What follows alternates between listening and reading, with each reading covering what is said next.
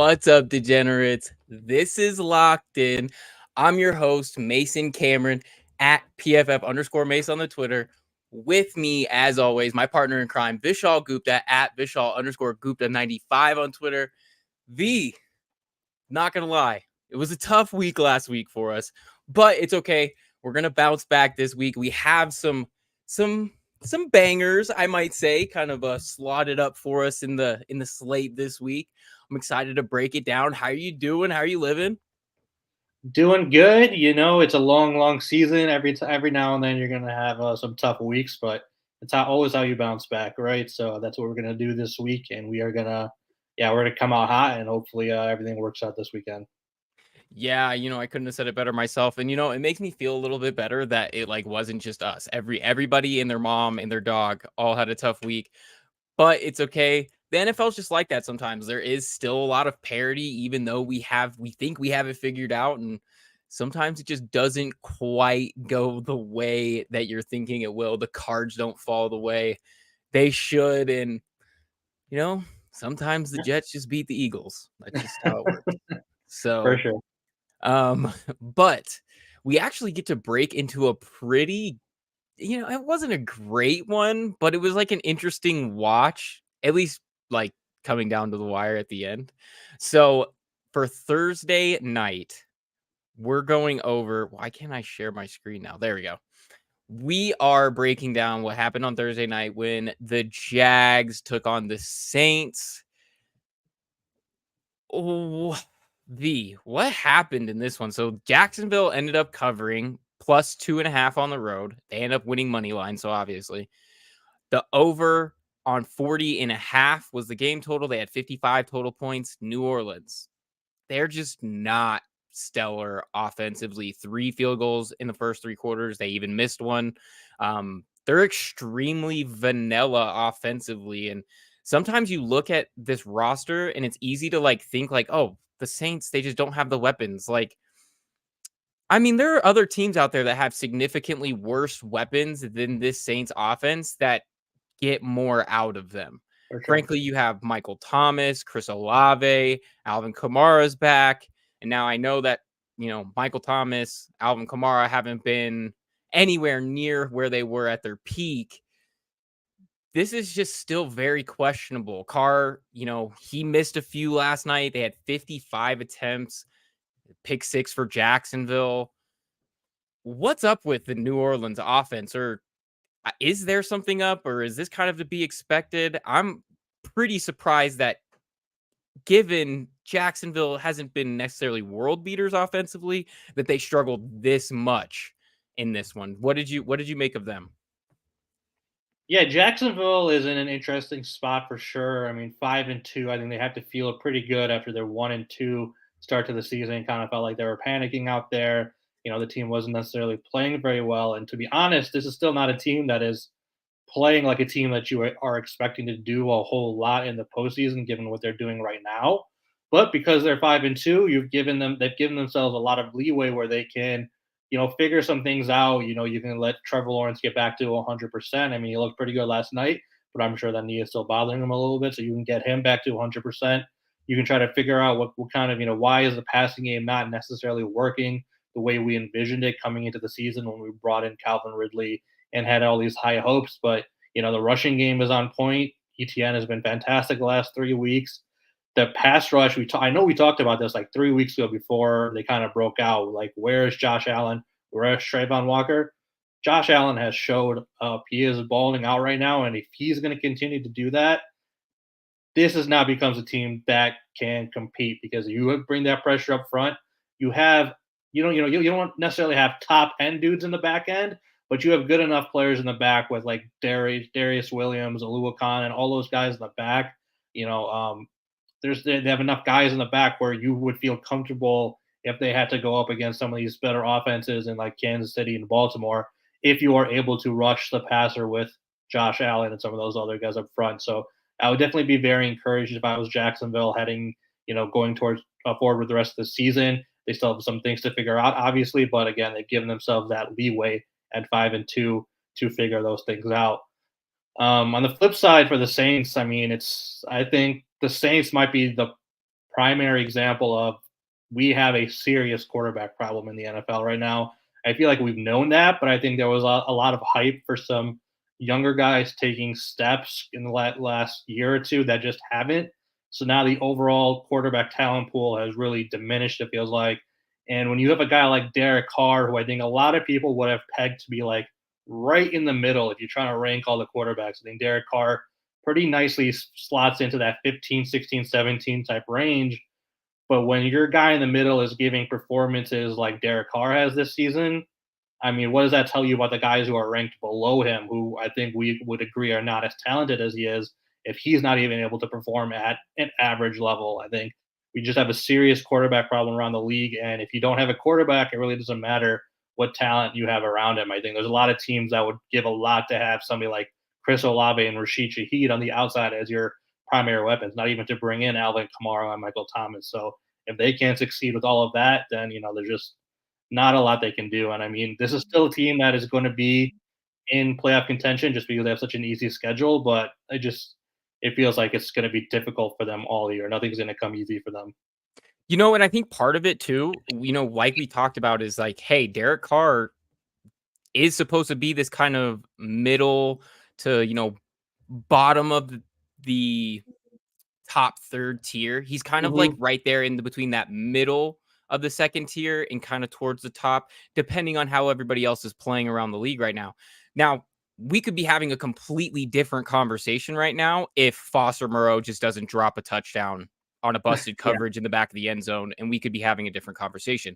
But at the end of the day, these things are all still true. And what it really does fall down to me is when you're like, hey, on paper, this offense should be much better than they've been performing. Carr is a better quarterback than this is. And when we pair that with kind of what we've seen with this kind of extremely vanilla look in approach to offensive play calling, it's just a mess. Not to mention, everybody's going to talk about that drop by Foster Moreau. Nobody talks about the Saints ran an end zone fade with under 20 seconds left on fourth down to 6 foot tall Chris Olave. Yeah. I like Chris Olave just as much as the next guy. That's not his game. For one, end zone fades are a early 2000s play. They need to be wiped out. They're not an effective play. They're not efficient. They're only efficient to the biggest, jump ball receiver guys. And unfortunately, at 6 foot tall, Chris Olave is not that guy. 31% career contested catch rate. That is what they hung the game winning play on. We can talk about the Foster Moreau drop all we want, but you had one more shot at it, and that's what you put out there. So when we approach this team moving forward, we're going to say, okay, this offense for the Saints is not conducive to scoring points because of this detriment at the play calling level. And then when we look at defensively, you start to raise questions because while the Jags had a pick six and while they didn't really push the ball down the field, and they had to get kind of gimmicky to get some of these points. They pulled out a lot of the trick plays. They had that end around throwback that looked like, I think it was supposed to be a hook and ladder. I think Evan Ingram's coming around for a hook and ladder on that one, and he just, ends up not knowing what to do, and it kind of Yeah. gets blown up for like an 8-yard gain or 12-yard gain or whatever. But they're not terribly explosive otherwise, and they still were able to get 24-ish offensive points. So that's another question when you look at like this Saints defense, who, I know they held, was it the Pats to 0 or whatever? Like, that's one thing. This is another thing. Take the entire sample size. And when you bet in these Saints games, take it accordingly. Take everything with a little bit of a grain of salt. As far as, like you said, with Jacksonville, I think you hit the nail on the head.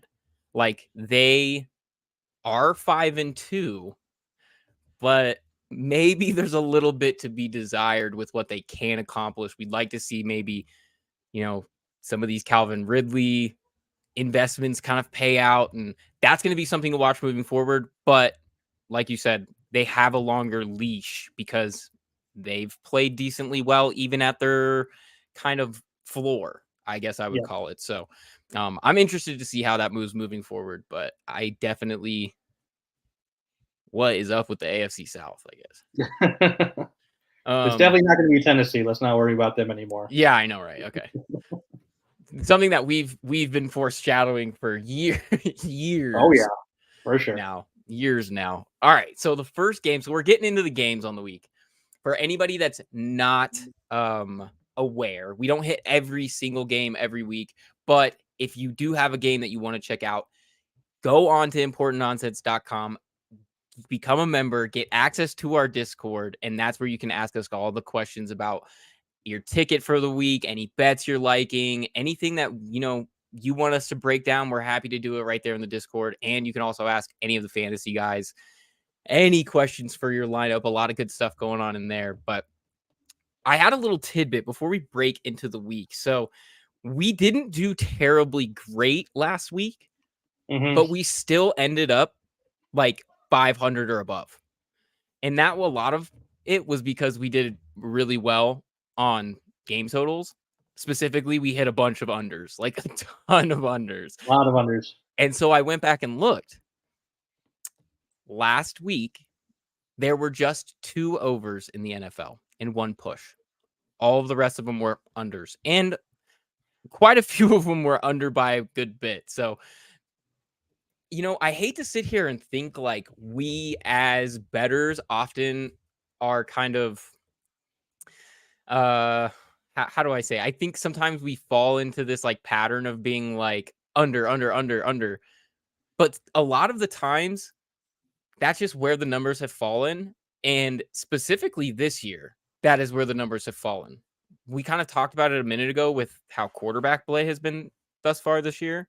And the fact that defenses are playing well. You have a couple of historic defensive, or more than a couple, a handful of EPA type historic performances from some defenses.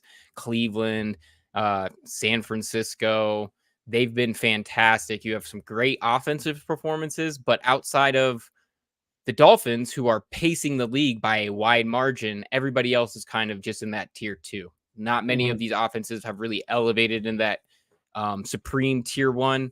I mean, San Francisco could, but now they're kind of dealing with their own struggles health-wise, which, it's unfortunate because they're always so talented. But that leads us into this game, first game of our slate. Washington, 2.5-point favorite on the road, taking on the Giants. You like a bunch of picks from this game, including a couple props. Yep. I'm liking some of the game totals, including one of the team unders here. I bet you could guess which one it is, but what are you seeing with this Commanders matchup as they head into the Giants with all these injuries and just how underwhelming this Giants team has been?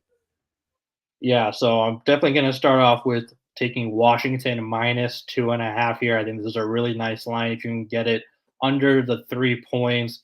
Like you said, this Giants team is just ravaged with injuries, especially on their offensive line. Andrew Thomas is out once again. I don't think he's played since week 1. Their rookie center John Michael Schmitz is out. Evan Neal, their second-year right tackle, is questionable to play, and his backup Matt Pert is also listed as questionable to play. They've had to sign 3 guys off of free agency or other teams' practice squads to their offensive line this week. It's really in shambles up front right now, and it's tough to play good offense or good quarterback play when you don't have any sort of stability or, to be honest, a lot of talent at the offensive line position. So I think it's going to be really tough. And now, again, you're going up against monsters and Montez Sweat, Chase Young, Jonathan Allen, Deron Payne. I mean, this is just a nightmare scenario for the Giants offense when you have to face a front 4 like that. The crazy thing about the Giants is that the first thing we mention is their offensive line and not the fact that we don't know who's playing quarterback for them. I mean, we don't know if it's going to be Daniel Jones or Tyrod Taylor. Feels like regardless, though, it's going to be the same thing. I don't expect the line to move really at all if Daniel Jones is ruled healthy enough to play. I would still expect this to be around a 2.5-point favorite for Washington. I think that kind of tells you a lot about where they are quarterback-wise. Getting into a couple props that I like Terry McLaurin to go over 58.5 receiving yards. He's going up against a Giant secondary that is just not very good. They gave up 100 receiving yards to Stephon Diggs last week. The week before that, Tyreek Hill had 181 receiving yards. And then a couple weeks before that, Debo Samuel had 129 receiving yards on Thursday Night Football. Terry McLaurin has gone for over 80 yards in 2 of his last 3 games.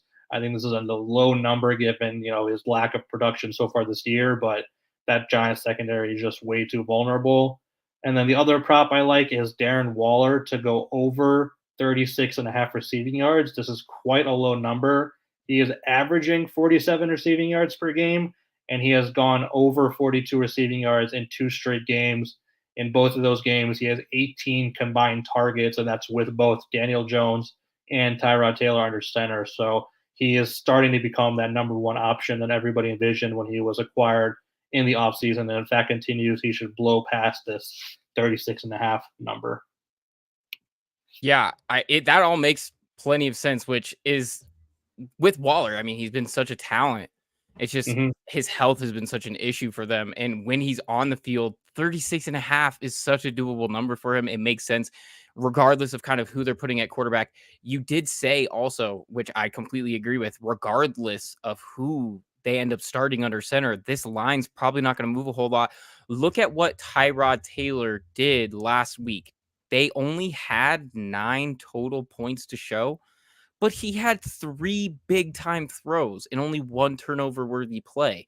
Like, he threw some really nice balls. Now he had a bunch of them get away from him too, but it wasn't as bad as I think a lot of us foresaw, at least from his direct performance. Yet it didn't equate to much efficiency for this offense. They had 9 points. And I know that they maybe held Buffalo to 14 or whatever, but it wasn't really a Giants team that just overmatched this Buffalo offense, or was it a Buffalo offense that kind of was like, yeah, we can just take our foot off the pedal and coast. It's not that big of a deal. At the end of the day, at the end of the game, we're going to be able to make the play that we need to win. And Yeah. so I think that a lot of teams right now just don't take this Giants team as a true threat, which also leads into why I'm leaning with under 13 and a half for the Giants specifically. I really like that number, especially when we've talked about how Washington's D has bounced back. They absolutely harassed Desmond Ridder. Poor Desmond Ridder had no idea what to do. And now they get to do the same thing against the Giants with no protection, potentially a backup quarterback, potentially Daniel Jones, who, even if Daniel Jones is to play, like, he has a neck injury. He was limited participant all week at practice. Like, I know that Dan can move a little bit, but that's a different story when you're kind of locked up in the back and in the neck Right. area. So I don't know. I don't see that being the case. In even with a line game total like 37 and a half, leaning under is kind of the way you want to go, regardless of how kind of anemic this Giants defense is, especially in the secondary. I think that the Commanders would have to put up quite a bit of this total themselves if you were to even take the under on 13 and a half, give the Giants, a clean 13, a clean 10. That's still quite a few points that the Commanders are going to have to put up. And now they are capable of that, but outside of that Eagles game, we haven't really seen them do that consistently. They're kind of in this low 20s scoring team, and that's what I would expect even on this one here. Yeah. So at the end of the day, this might not be the most interesting matchup, but this is a good matchup for money making, actually, right there off in the morning. And I think that we have a lot of good targets in this one for sure. Yep. The next game we have on the list is actually another one we're both in on. We're both in on a lot of these games, and we'll kind of talk about it why. Here though, we have the Falcons heading into Tampa Bay to take on the Bucks.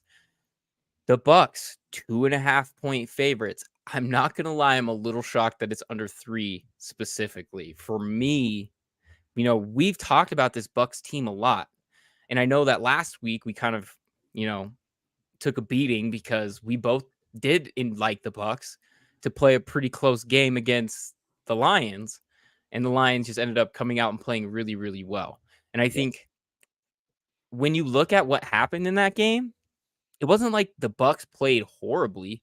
I think the Giants are, or I think the Giants, I think the Lions are just a lot better than we give them credit for at times. Defensively, I think is the big reason for that, but we'll get into that a little bit here in a second about the Detroit defense. But Tampa Bay is still a really, really quality team despite the tough break last week. I think this is a get right week for them with Atlanta because frankly, Atlanta is just not solid. Specifically offensively, they're a team built to run the rock, and they have not been able to get that going. And when you can't get that going, their passing game just does not get anything done, does not scare any other teams. If they get behind, they're not built to regain a lead. And unfortunately, you're not really going to take many leads against this Tampa Bay defense. So, Tampa Bay, eighth best EPA per play allowed versus the run.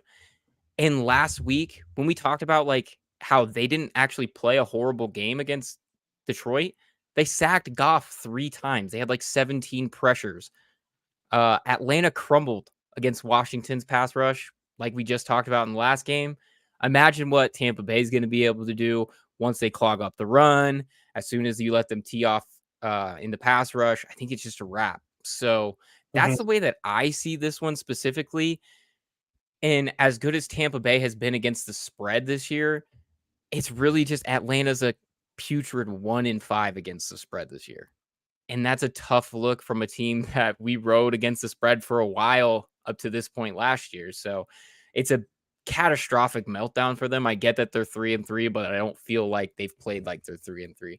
V, what do you see when you target Tampa Bay here? I know we've talked about Tampa a lot this year, but it's actually worked out more often than it hasn't.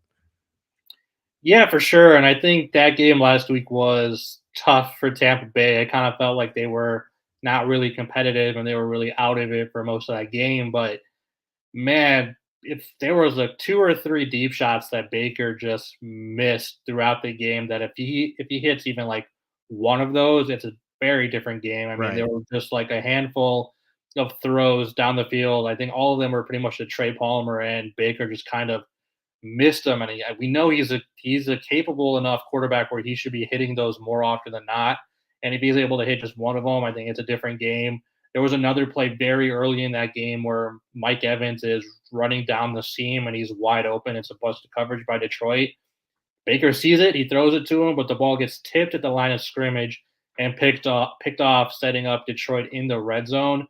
And I think a lot of it, I mean, I don't want to take anything away at all from Detroit. They played fantastically this year, but this was definitely a game where Tampa Bay could have definitely been in this game and probably even won this game if they could have just converted on some of their opportunities. Give credit to Detroit though, when they have opportunities, they don't let it slip by. I think that's why they've been as good as they have been. You know, that Jameson Williams throw deep. I mean, that's an opportunity that I feel like a lot of teams are missing this year, but Detroit's hitting those. Overall, though, I think one good thing from Tampa that they did last week was their rush defense. They held Detroit to just 40 yards rushing. If you do that against the Atlanta Falcons and you don't let Bijan or Tyler Algier, get any space, and then you have to rely solely on Desmond Ritter, things are just not going to go well for you. I think Desmond Ritter is way too inconsistent to really feel good about him. His best game of the year was a couple weeks ago against the Houston Texans, where he was, kind of solid and moving the ball up and down the field. The result was them scoring 21 points. So it kind of seems like Desmond Ritter's ceiling right now is a game manager, but at worst, he can cost you football games. And if he's going to turn the ball over like he did last week, it's just not going to work out for them. So I mean, this is just an easy fate of Desmond Ritter right now until he gets like a better matchup. And I think when you're getting under 2.5, I think it's just kind of a slam dunk pick.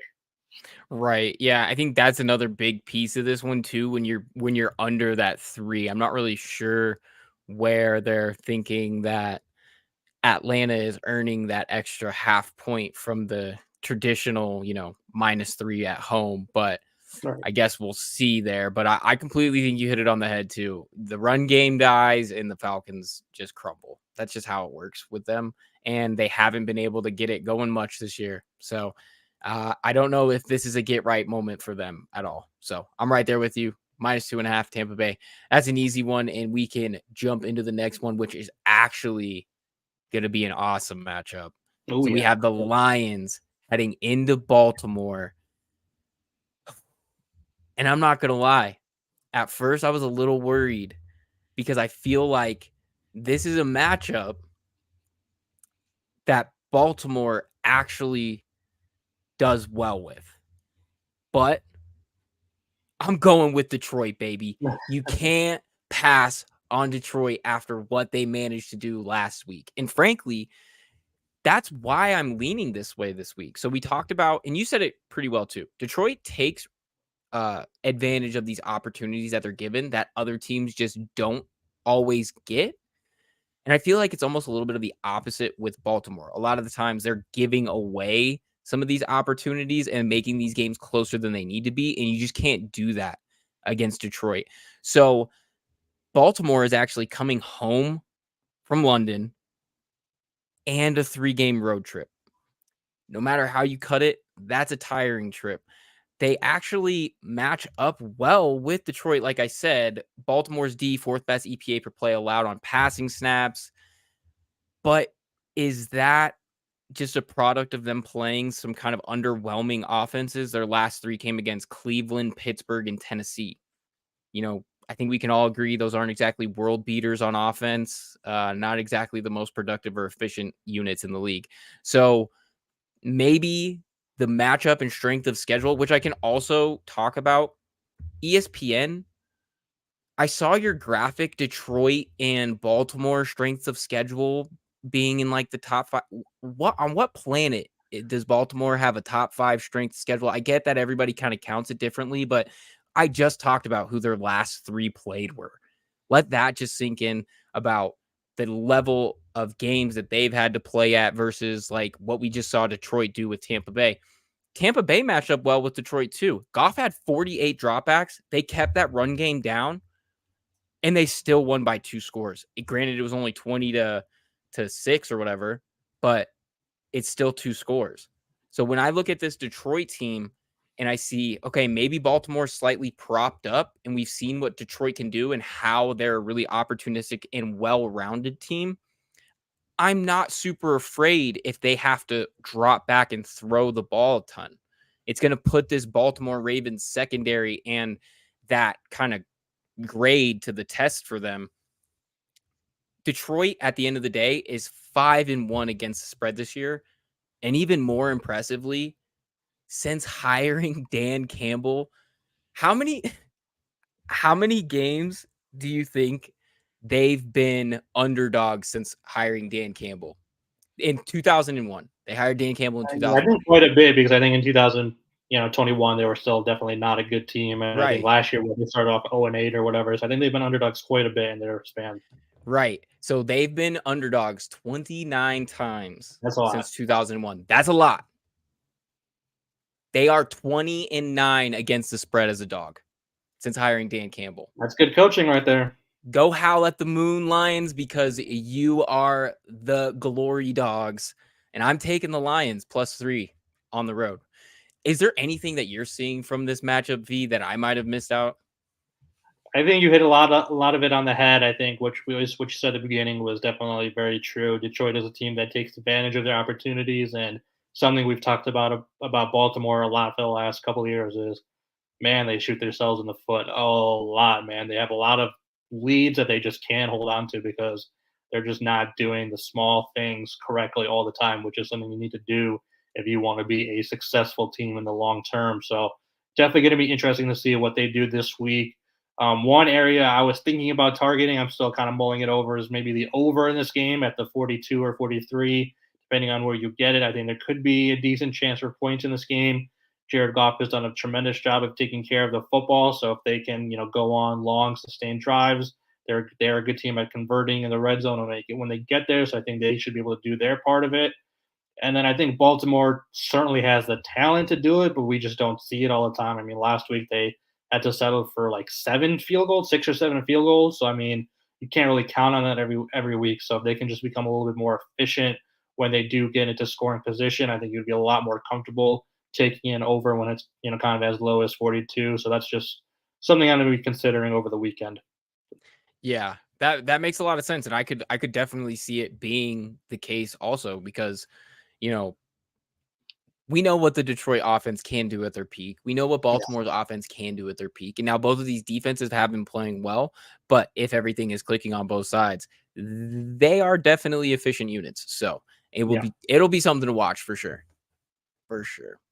All right. The next one we have on the slate actually closes out our early game window. So if you have any of the other early game windows games that we did not get to anybody watching, hit us up in the Discord. We'll be happy to break them down for you. But this one we're looking at, we're targeting Cleveland at Indy. And Cleveland is a 3-point favorite here on the road, but that doesn't matter because we're both targeting the total here at under 41. It looks like it is, I wouldn't say moving. Okay. MGM is usually a touch low anyway, and they're at 40.5, but 97% of the money on this handle is on the under. Deshaun is returning at quarterback, but I think we have to question, is he really healthy or is it just that bad at quarterback in Cleveland? Now, I get that Cleveland beat San Francisco, but PJ Walker was bad. He was really bad. 5 turnover worthy plays. He had like a 29 passing grade per our friends over at PFF. That's abysmal. That is just not very good. Now, I understand that they got it done, and a lot of what they do rides on this defense, but offensively, there are questions. And even with Watson coming back, outside of 100%, even at 100%, this is still kind of a questionable line at 41. When we look at the other side of the ball, man, we both took a beating last week with Indy because Yeah. banking on Gardner Minshew playing like any amount of decent football. Like, I don't want to harp on Gardner Minshew too bad because he's, a fairly decent backup and he's played decently well when called upon. And I think it was sound logic when we were like, hey, Gardner Minshew, he's decent. Go ahead and ride with him. But he had 7 turnover worthy plays last week. That's not going to cut it against anybody. And now you come up against the Browns, who are an absolute menace defensively. They are going to wreak havoc. I don't know where points are supposed to come from in this one. V, what do you see with this matchup? Yeah, pretty simple for me. Browns defense is awesome. They're allowing just 15.4 points per game. Their offense is not very good. They're scoring just 19 points per game. Like you said, Minshew was just horrific last week. I think we talked about, at least I talked about, if Minshew's done a very good job of holding on to the ball and not turning it over, whereas the Jacksonville Jaguars and Trevor Lawrence have been a little bit more suspect in that area. It was just completely flipped last week, where Jaguars did a terrific job holding onto the ball, and then Minshew was, I mean, it was as bad as you can get. These throws weren't even close. A lot of them, they just complete overthrows, complete misreading of the defense. He played terribly, and you just can't get those kind of performances and expect to be anywhere close to winning football games or putting up points. So now he's going up against a much tougher defense that has a fantastic front seven. Miles Garrett is a beast. Darius Smith is a beast. They have great secondary players in the back end. This is going to be very, very tough for Indy to score points. I'm surprised this number is above 40, to be honest. I really don't see either team breaking 20 in this game. So easy under for me on this one. Yeah, I agree. This definitely should have been a game that it could fall probably 2 full points, and I think we would still both be probably pretty comfortable taking the Yeah, under there.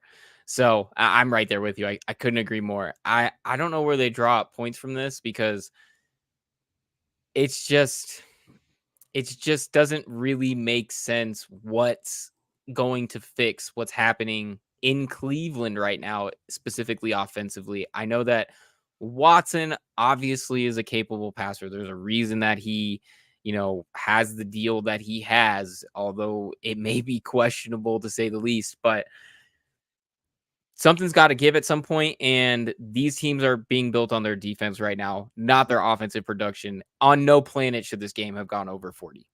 for sure. So I right there agree with you.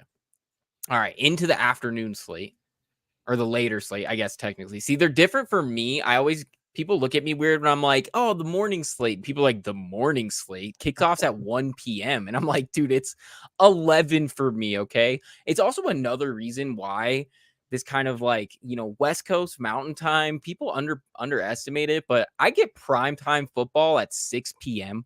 I get the first slate of games at 11 a.m. Like I'm eating good. I Yeah. truly have Sounds football really nice. all day. I truly have football all day. All you guys on the East Coast have to, all the East Coasters, they gotta wait until 1 p.m. in the afternoon, and then they're up until 12 watching They're football. Like, cursing their screens if the late game goes to overtime. We're like, God, I have to wake up in the morning. And we're yeah, like, exactly. I yes, got give us work in the more morning. football. Yeah, Yes. for us, it's like it's 9:30. We're right in the midst of it. Yes. All right. The first game of the later slate, though, we have Pittsburgh heading into LA to take on the Rams. We're both liking the total in this game at under 44. I'm not gonna lie, I did teeter on the idea for just a half second because I'm a madman of taking the Steelers plus 3.5 for some reasons, but at the end of the day, it's just really hard to trust them offensively. And wow, I'm about to kind of go into why the Rams might struggle a little bit in this one. I don't think the Steelers are necessarily going to, overpower the Rams by any means. So this is how we'll start.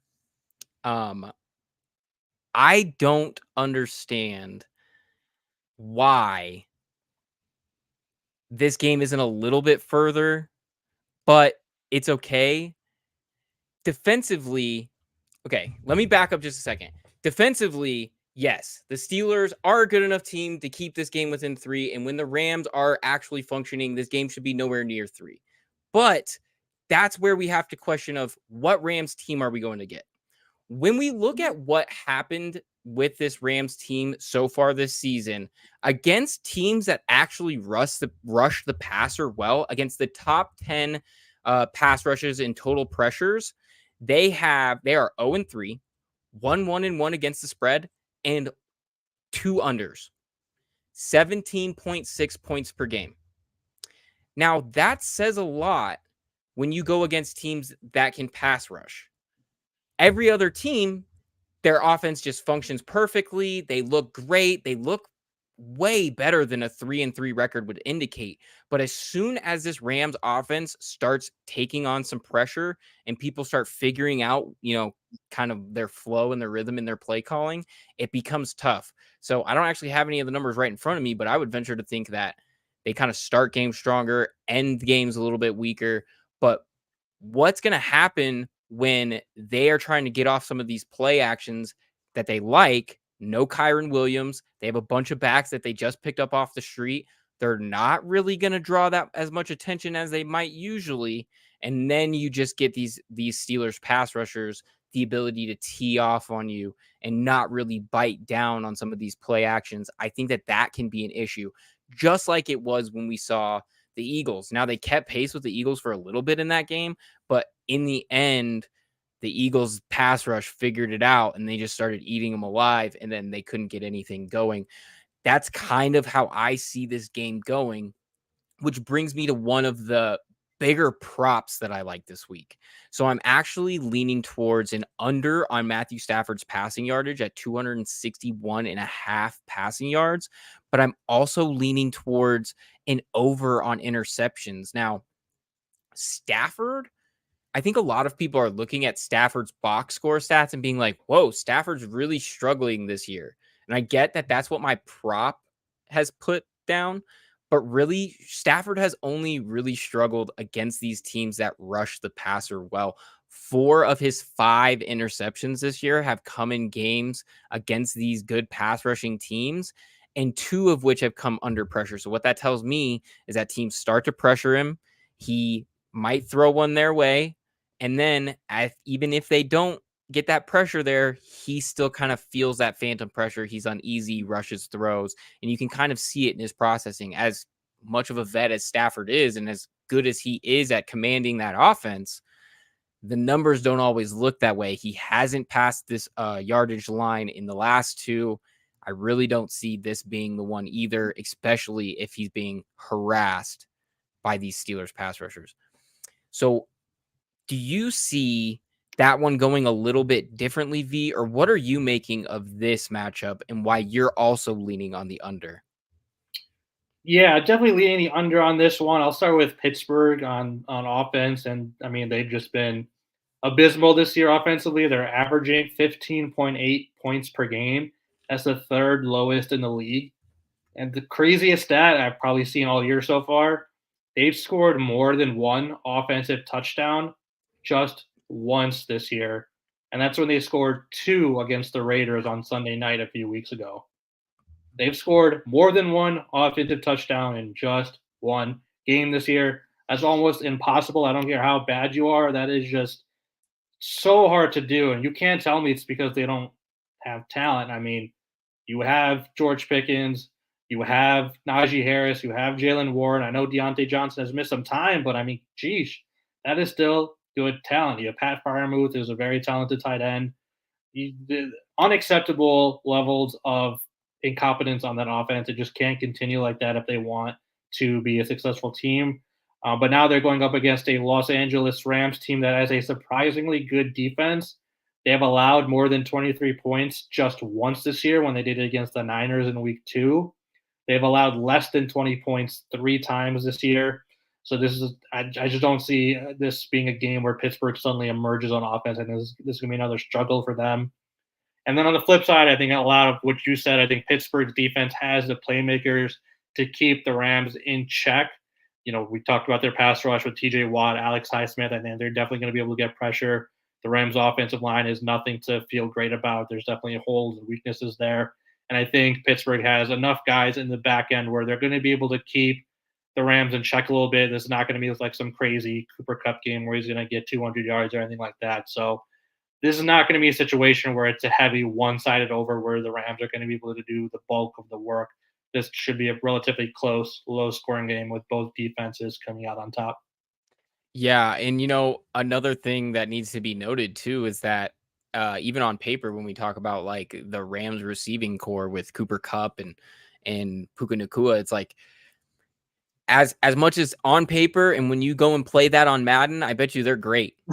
Yeah. But they've had some trouble really finding the rhythm and finding the groove together because Nakua was running that position when Cup was out. It wasn't like, and now they're trying to kind of fit him into a new spot in the offense and a new role into the offense, and he's just not getting the looks quite as much and not executing on those looks. So it really has just kind of shifted from, okay, you have an offense that's kind of conducive to supporting one receiver, and it's not really opening up a lot of room everywhere else on the offense. So that's going to be something to watch for, especially against a tough defense like Pittsburgh. Yep. The next game on the list, we have the Chargers going into Kansas City, taking on the Chiefs in an AFC West matchup. And a lot of years, this, one of the top matchups of the week. And you know what? It still is, but it's not quite the matchup that we might have expected heading into the year. So I know that we both like the game total on this one. It looks like the Chiefs are 5.5-point favorites at home. Game total for this 48. Where are you leaning with this one in terms of that game total? And what are you seeing with this matchup? Yep, this is another game, another under for us. We talked about this last week after their Thursday night win over the Broncos last week, where if Kansas City is going to continue playing this high level of defense, we're going to be targeting a lot of their unders because given that they're the Kansas City Chiefs, these point totals are going to be highly inflated. And I think we saw that especially early in the week. This total opened up at 50.5. And I think the bettors and bookmakers very quickly realized this is not the same Chiefs of old where they just score points left and right. This has now become a defensive team, so they had to quickly lower that total. Still probably not quite low enough if it's still at 48. Kansas City's defense is allowing just 14.7 points per game. That's the second fewest in the league.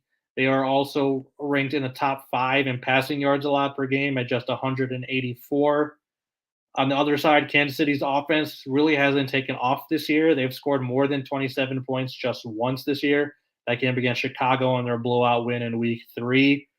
This is just not a game where both offenses have looked like their old selves this year. Even the Chargers have had their ups and downs. I think they were solid for a few weeks to start the year, but overall, when they're going up against some better defenses, you've really seen that they just continue to struggle. I really don't know what it is. We know they have the talent there. We know Herbert is uber talented. They have great receivers. They have a solid running back, but it's just one of those situations where they're just not ever able to get everything together on the same page at the same time. So they find ways to struggle. You can't do that against this Kansas City defense. You have to be 100% on top of everything, or else you're going to get just dominated. So I think this is going to be another low-scoring defensive game, and I'm also leaning towards Kansas City minus 5.5. Still working on that one, but that could be another play for me this week. I just think Kansas City is a significantly better team at this point. Yeah, I couldn't help but agree with you. And if it weren't in a 5.5 and kind of the weird no man's land area that we Mhm. talk about all the time, it would definitely be way more enticing pick, and I can definitely see it. I just what's up with this Chargers team, man? It's a Even the bummer, to good be honest. It's a bummer. it really is. And even when the things that you feel like you can bank on, sometimes they're not clicking either for them. Herbert last week was missing some throws he usually hits. Has that issue with the non-throwing hand. Now that's not a debilitating injury, but it just always seems like they have some sort of bumps and bruises that really hinder their path.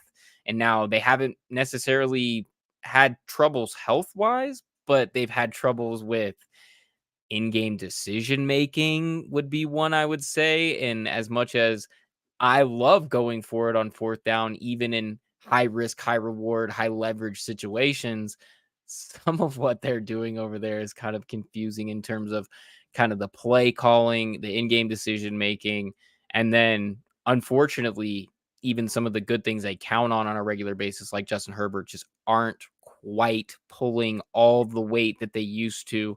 Now, we could talk about that it's not Justin Herbert's job to pull every single pound of weight from this team, but something's got to give at the end of the day, and they just have not been putting up good football. If you asked me at the beginning of the year that is this team going to be 2-3, 7, 6, 7 weeks in, whatever, I would have said no. I would have said no shot. Yep. But yet here we are. And then, like you said, I don't even need to continue to talk about it. This Chiefs team is a defensive team this year, and we Yeah. will continue to cash their unders all year long because they're always going to be inflated. And it's great because we've highlighted this for the last 3 weeks, and they continue to be inflated. They opened up the market over 50 this week and immediately took a beating. The bookmakers, the odds makers, are going to take a huge bath on this one, and if they don't learn their lesson from taking these game totals and putting them over 50 or in the high 40s, they're going to lose a lot of money off this defensive Kansas City team. I mean, granted, they've probably won them a bunch of money too over the years, but that's Yeah. neither here nor there. So that's what we think of the AFC West matchup. And we head into a Super Bowl classic matchup, I might Oh add. my goodness, for sure. A rematch, even. Everybody definitely Uh, remembers that from when they Every were definitely not born yet. everybody remembers that from under 10 years old. The Green Bay Packers head into Denver to take on the Broncos. Broncos 1.5 point home dogs. But again, that doesn't really matter because we're looking at the game total here for this one 45, a kind of nice, clean, crisp 45. And you're leaning towards the under on this one, V. What do you make of this matchup with the Packers and the Broncos and the 3 combined wins they have this year? Yeah, this is gonna be a bummer of a football game. Man, how bad do you have to be home dogs to these Green Bay Packers? Rough stuff right now in Denver. But yeah, definitely like the under 45 points. Denver has scored 21 or fewer points in 4 out of their 6 games this year. They're going up against a Green Bay defense that has allowed 20 or fewer points in 3 of their 5 games.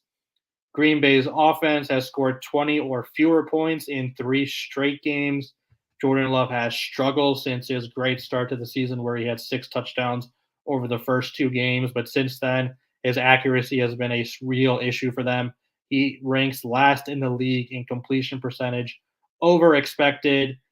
They're going up against a Denver defense that looked a lot better last week with the return of Justin Simmons against the Kansas City Chiefs. They were able to take the ball away a couple times and, for the most part, hold them down. They only scored 19 points last week. I think these are just two teams where their defenses are a lot better than their offenses. I'm just not seeing a ton of points or any sort of explosiveness from either offense. So should be another relatively easy under for me. Surprise the number is as high as it is. Right. And this is another one of those reasons where what we talk about a lot. And granted, this Denver team has kind of shifted back to the median where when we talk about like what that team's identity was through all of last year as being an atrocious offense and a fantastic defense. And Mm-hmm. now it's kind of flipped on its head. And it was like, okay, they're actually playing okay offensively and they're just the league's worst defense by a country mile. And you knew that was going to kind of at some point correct itself back into the median and them just being a very, very middling team at best. And that's kind of where they're at right now. They figured some things out defensively. They're not atrocious. They're still not quite getting it done, but they have something to kind of hang their hat on. And a lot of that came down to, I think, in a sense, when it's gone as bad as it has for Denver this year, and considering what they've been doing with the roster, having traded or cut a number of high-priced veterans, it just in order to make room for some of these guys further down the roster, younger guys that, just evaluating the roster, those guys are playing just a little bit harder. You can tell, hey, they have something to play for. Maybe the team doesn't have a ton to play for in terms of any sort of playoff hope, but these guys further down are playing and it's kind of bringing this team back to the median. So when we say that, okay, you can kind of hopefully project a better defensive performance moving forward and kind of a middled offensive performance. Now they weren't like great offensively, but that was kind of their calling card. And when you look at like what you just said, you hit the nail on the head with what is happening with Love, where he's just kind of fallen off a cliff. Whereas we were like, hey, to start the season, maybe Love has something and maybe he can build off this and maybe he can actually become a productive passer further down the road. But he's just kind of took those 2 steps forward and then took 4 steps back. So Right. that's a big struggle for them. And when you see lines at 45, I get that they're thinking, okay, Denver's defense is atrocious. And that's where we set the low end of this bar. I think you can still project much lower than the 45. Like we talk about a lot, 40 is kind of where you start going, oh, this number is really low. At 45, this isn't terribly low. And they have to get up to 45 in order to get there. So Yeah. I Feels like like it it would too. take I some agree. defensive scores or something for this to hit the over. Right, exactly. It takes somebody having to take back a punt for this one to end up going over by that 1 point or whatever. So Yeah. I completely agree with you there. The next game, thankfully, we get an actual elite matchup for Sunday Night Football. Now, not all of Sunday night's probably been the better of any of the primetime slots, at least, but there's been kind of some middling. Or wait, what was the? I guess they had Niners Dallas, right? Was that on Sunday or was that a Monday Yeah, that was game? a couple weeks ago on Sunday Night Football. All in all, the primetime games have kind of been hit or miss, I guess. But here we get a really good one. We've got the Dolphins taking on the Eagles in Philly, Sunday Night Football. The Eagles are 2.5-point favorites at home. Total for this one, it's a little, iffy. It's there. It's hit or miss. Depends on where you're shopping, but you can get about 50.5 or 51.5, a full point difference. I don't really think that middle of the road is there anywhere, and at least not that I could see, but 50.5, 51.5. V, what are you seeing with this high heavyweight matchup? Man, this is going to be a fantastic football game. I just absolutely cannot wait. Way to go, schedule makers, for having the vision to put this into Sunday night and not having to find a way to flex it there. This should be a great one. I am on Miami and the points at +2.5. I think the big thing for me in this one is the injuries in the Philadelphia secondary. They are going to be without starting safety Reed Blankenship, and their starting nickel corner Bradley Roby will also be missing this game. You cannot have injuries in the back end when you are facing Tyreek Hill and Jalen Waddle. It is too tough of a matchup, even when you're healthy, but when you're banged up and you have to rely on a third round rookie in the safety position, it's tough to imagine that this is going to go well for that for the Philadelphia secondary. Their only chance, I think, really on defense is if their front seven can get pressure on Tua.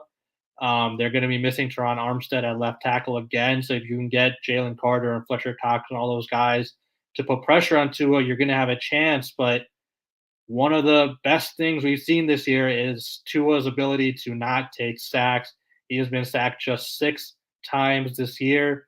If he stays upright, it's very, very difficult to beat this team. So I'm going to, go with the trend and say that he's going to be able to keep himself upright and have plenty of time to find Hill and Waddle down deep against this banged up secondary. On the flip side, Philadelphia's offense has been stagnant the last couple of weeks. They've scored a combined 37 points in the last 2 games, and they're going up against a Miami defense that has been really solid. They've allowed just 23 total points to opposing offenses in the last 2 weeks, if you take out a couple of pick sixes that were thrown in those games. Granted, those matchups giving us the Giants and the Panthers, but they're doing what they're supposed to do when they face lower level teams. They're pretty much shutting them down completely, and Philadelphia something's just not totally quite there. They're not that explosive offense where they're putting up 30 plus points every single week like we expect them to, given the talent that they have. So you have a Miami team that's firing on all cylinders, and then you have a Philadelphia team that has not necessarily found their way quite yet. So definitely going to take the points with the Dolphins in this game. Yeah, I completely agree. And I think the biggest thing for me is one word: complacency. When you look at offensively how these two teams conduct themselves, they're worlds apart. The Miami offense takes every opportunity they can. They want to push the ball down the field. They look to hunt, and they do a really good job about it. On the other side of the ball, what the Eagles do is they get kind of complacent. They take their, I think part of it comes down to the fact that they think that when they get into fourth and short, they have an unstoppable, trump card for them. And Mm-hmm. they're right.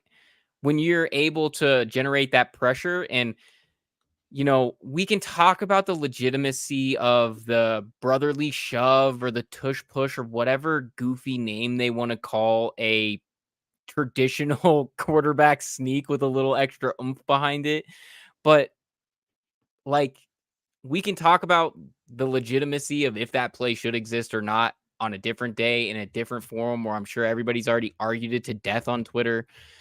But in a mindset, I feel like that makes this offense slightly more complacent. They're looking for, you know, to stay on schedule, get their 4 or 5 that they need in order to make their first downs. And sometimes it hasn't worked out as efficiently as they wanted. And then once they really need a play or need chunk yardage, they just shove it, throw it down to AJ Brown, Devontae Smith, somebody's down there, and those guys are amazing and just make a play. AJ Brown looks virtually unstoppable in a lot of instances, uncoverable by a lot of guys. He's a matchup nightmare given Yep. his size speed combination, and they just don't push him enough, I feel. And now that's hard to say for one of the better offenses in the league. Like, oh, they don't do enough. But I think like it's just a mindset. If they were to say, hey, we want to push this ball, we want to throw it around, we want to do kind of what we were doing last year, they'd be in a better position, but they don't quite put that fear in other teams' hearts that they did before.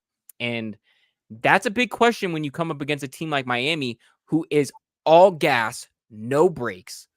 And when we talked about, just like what you said, when you have those injuries in the secondary like the Eagles have, it takes just one deep ball to change the game. 60 Yep. yards and 6 points on the board because Tyreek Hill just, and everybody knows he's fast. It's never a surprise that he's fast, but then every single corner just lets him run by. It's just because he's that fast. And frankly, a lot of it comes down to, I think a lot of people think when we talk about pressure and protection, people don't realize that the average pass in the NFL is 2.5 seconds, and you can throw a deep ball in 2.5 seconds. And Tua himself is doing that very well. He's getting his reads off well, he's processing information well, and he's getting the ball out of his hand well, and he's navigating the pocket well. A lot of people don't realize that pressure um that pressure earned by defenses is actually more often charged to quarterbacks than just straight wins against the offensive line. Because say your quarterback floats too much in the pocket one direction or the other, takes a little bit too far of a drop back and doesn't give his guys the distance that they need to operate on the outside, or say you vacate a clean pocket that you didn't have to. Tua is not doing those things. He is taking care of the football, doing it well, and taking care of his body. And when you do that, this Dolphins offense just hits on all cylinders. Now, I know that we've seen the team that, scored 20 against Buffalo, scored 70 against Denver, and you're like, okay, it's somewhere in the middle. All right, are we going to get this Dolphins team that scores 20 this week? I don't think that's the case. And I think kind of what you put out with this Eagles secondary is going to have a tough time holding down Tyreek Hill and Jalen Waddle. And I can't wait to see this one come down. And I'm more than comfortable taking any points you're going to lay with me in Miami. And I'm probably also going to lean towards the money line at roughly about 150 or whatever, sprinkle a little bit on there. And I think that that's going to be a good value also. For sure.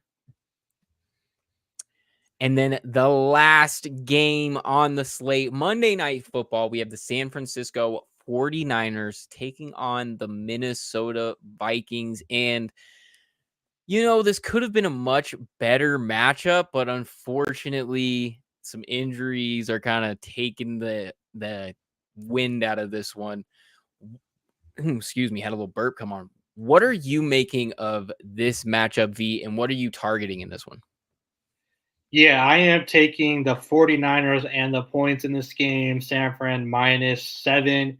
It feels like a big line, and given, the kind of letdown they had last week at Cleveland, it might seem a little suspect, but I just think the 49ers are the significantly better team over the Minnesota Vikings. This Vikings offense without Justin Jefferson was terrible last week. They scored just one offensive touchdown against a bad Chicago defense. They struggled to move the ball. They could not run it at all. They had a little success in the passing game, but overall, there really just was not a lot going for them offensively. And now they're going up against a San Francisco defense that allows the fewest points per game at just 14.5. This is just going to be a terrible game, I think, for the Minnesota offense, and that's primarily why I'm taking the Niners to cover in this one. I know the Niners have a lot of injuries right now with McCaffrey, Debo, and Trent Williams all questionable to play in this game. But even if a couple of them miss this one, I just think the Niners have too much talent overall, and they should win this one handily. Even if Debo misses, you have Brandon Ayuk who can, take over games at the receiver position. Even if McCaffrey misses, you have somebody in Jordan Mason and Elijah Mitchell who I think are plenty talented to take advantage of this bad Minnesota defense. What Minnesota does is that they just blitz you to all hell and they just bring everybody up front, and then they play off coverage in the back end. That's not going to work against a Kyle Shanahan offense. I think what you saw Cleveland do last week is that they played a lot of press coverage and they just kind of beat up on the receivers at the line of scrimmage, which made it tough for them to find separation and forced Purdy to make those super accurate throws rather than being able to hit guys when they have 20 feet of separation. When you go up against this Minnesota defense, it's going to be that 20 feet of separation because they just blitz you and then play off coverage. So I think this is going to just be another solid game for that San Fran offense. And then I think it's going to be a debacle for Minnesota's offense without Justin Jefferson. I don't see them being able to do much in this one. Yeah, and all the Kirk Cousins primetime jokes aside, like that everybody's gonna obviously make on Twitter or whatever this week, they're just outmatched. It's just that simple. Even if all three of those guys, Christian McCaffrey, Trent Williams, and Debo Samuel, all were to miss, I still find it hard to believe that they would have another kind of stinker that they put up last week. And it's because of the reason that you just highlighted. Defensively, these two teams, the Browns and the Vikings, are virtually opposite teams. The Browns are a team that wants to play man and rush for and let their guys on the back end play. And it's worked. It's worked to a huge degree against pretty much anybody they've played. And when you look at what the Vikings do, now they play okay coverage on the back end behind their blitz, but they have to blitz constantly. They blitz at the highest rate in the league by a wide margin, and they just don't necessarily generate a lot of pressure with it, and it puts their guys on the back end in tough positions. And this offense is just built to take advantage of that, take advantage of over pursuit, run play action, and get guys just behind your defense. And I think that you're going to see that probably more often than not in this one. And it's a tough break because, man, it could be a lot better matchup if the Vikings did have Justin Jefferson, best receiver in the league, obviously changes quite a few things. I would expect this game to be maybe a 7-point spread if JJ were to be playing, but he's not. So I think that this one could have gone a little bit even higher. And it's just the fact that every really great team in the league last week kind of came out in, I don't know. Can I say shit the bed? A little bit. You can definitely say that. It's too late. It's too late in the show anyway. But yeah, so they just did not produce, and I just don't think that that's going to be something you're going to continue to run into this year. I'm right there with you. I think 7 is a significant value. It actually looks like it has moved a little bit. MGM, it looks like it's at 6.5. So anybody that is smart and shops around, like we tell you, that 6.5 is a significant value, even over the 7. As much as we like 7, also, if you can get it at that 6.5, go ahead and pull the trigger, because that's a nice value there. I completely agree. But yeah, so that about does it, V. Miss the show. Quick thought on this parlay, alt spreads on FanDuel, on which parlay you got. Drop it for us, Nicholas. We'll definitely check it out. I'm happy to take a look at any of it. Or if you're in our Discord, definitely you can hit us up in there and we'll break down anything that you're looking at. But yeah, we have a lot of picks coming through the wire. This is actually a good week. A lot of the times, generally though, Nicholas, we try to keep into, I don't know. How would you put it, V? We tend to try to push people away from parlays just because they're so difficult to hit. You're going to make more money putting more units towards individual matchups and games that you like more than straight parlays or even teasers. But we do tend to even put some teasers and some parlays out there, so we don't hate it. Let's see what we got here, V. Detroit plus 7.5. Buffalo minus 6.5, KC minus 2.5, ended up plus 487. That's not bad at all. That's actually pretty good value. I really I like it. So here we'll go into, let me pull up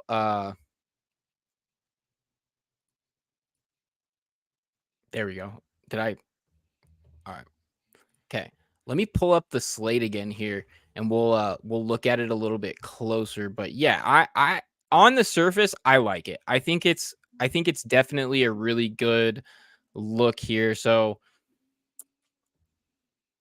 let me see. What lines are these on different? So you took an alt on Detroit. Obviously, all of them are slightly alternate, I think, except for San Fran. I think you got 4.5 extra points in Detroit, right? 2 points on Buffalo, and got about 3 points on Kansas City. So I think overall those look, I would agree. Those all look relatively solid. We didn't get into the Buffalo New England game today, but that makes sense given how bad New England looks right now this year. Yeah.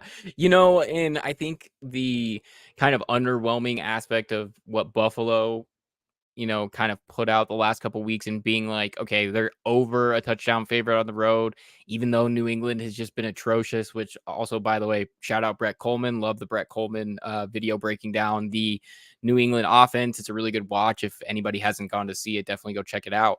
But the troubles in New England go far and deep.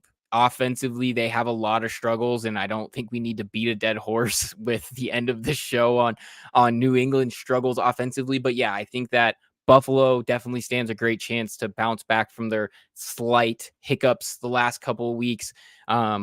To get them, a point lower than you can get them, or even 2 points lower at a lot of places. I think that that's a comfortable place, especially when you pull it down to 6.5, past the 7 kind of break point that we talk about all the time. We loved Detroit at +3. So I'm still in on 7.5 is great. If you're still in control of some of these and you haven't necessarily placed this, you could probably even bring that one down slightly. Even if it's just a half point, I think 7 is far more than enough than you would need. But like I said, we're comfortable at 3, taking that one. San Francisco 6.5, perfect. Like we just talked about, you can get it past that touchdown break point. You're in a really good spot. And KC -3 or -2.5 past 3. I think we both like that. V was liking it at even 5.5, and I'm a little bit on the fence, but when you pull it back down all the way under 3, I love it. That's simple for me, especially with given how great their defense has been. So yeah, Nick, I like it. I think it's good, and we appreciate it. But also, if any other games pop up that you're interested in that you want us to break down, head over to importantnonsense.com, become a member. That's how you get into our Discord. If you're not in there already, I'm sure some of you might be. And that's how you can ask us any questions on your parlays, any of your picks, anything that we're interested in, or anything that you're interested in, as terms as betting goes, and we'll break it all down for you. So, that was fun. So that wraps us up for week 7. Back next week, same time, 8 p.m. Eastern. Like I said, importantnonsense.com. Check out all the teams' work. We got betting, fantasy, guillotine. Still working on some DFS stuff. We're having a little hiccup there, but we're hopefully going to get some DFS stuff here up very, very soon. Iron merch. That's the last thing. If you want any Iron merch, check it out. Promo code LOCK. We'd love to, if you want to support us, don't feel like you have to, but really appreciate anybody that does. And yeah, so that about does it for us. V, do you have any parting words for the folks at home? Hope everybody has a great weekend of betting. I think there's some very fun matchups. The Sunday night game should be great. I think we'll have a very fun weekend of football, and we'll talk to everybody again next week. It should be a lot of fun. And, this is a good week. We're not going to take a beating like everybody and their mom did last week, but it's going to be a good one. And until next time, everybody, good night. Good luck.